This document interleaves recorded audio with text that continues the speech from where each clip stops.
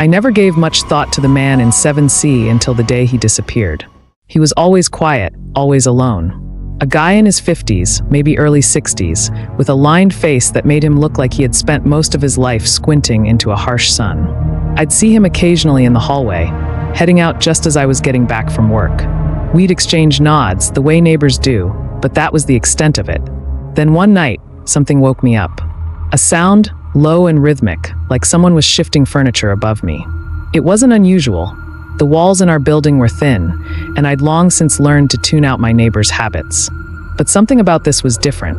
The sound didn't stop. It carried on for hours, a slow, scraping noise, punctuated by these weird, soft thuds. Like something heavy was being dragged across the floor, then dropped. By 3 a.m., I couldn't ignore it anymore. I rolled out of bed, rubbing my face, and stumbled into the hallway. The corridor was empty, the air thick with that stale, warm scent that lingers in old apartment buildings. I hesitated for a second before heading upstairs. When I reached 7C, I listened. The noise had stopped. Everything was perfectly still. I knocked. No answer.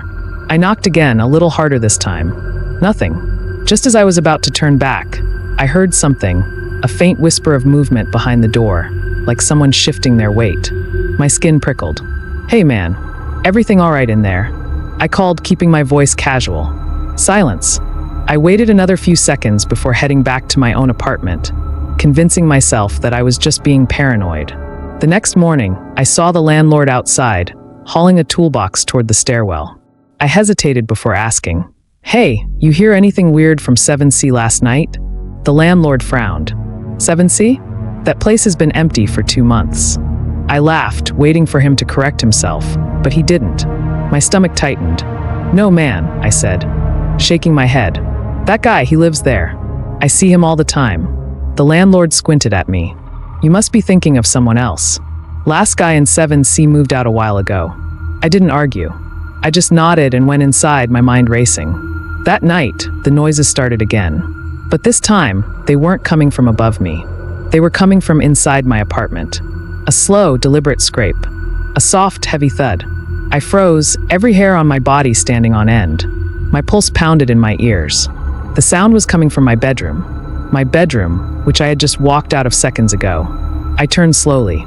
The door was open just a crack, enough that I could see the darkness inside. And then ever so slightly, the door moved, as if someone on the other side had nudged it. I ran. Didn't grab my phone, didn't look back. I bolted into the hallway, slamming the door behind me, my heart hammering against my ribs. I stood there, gasping,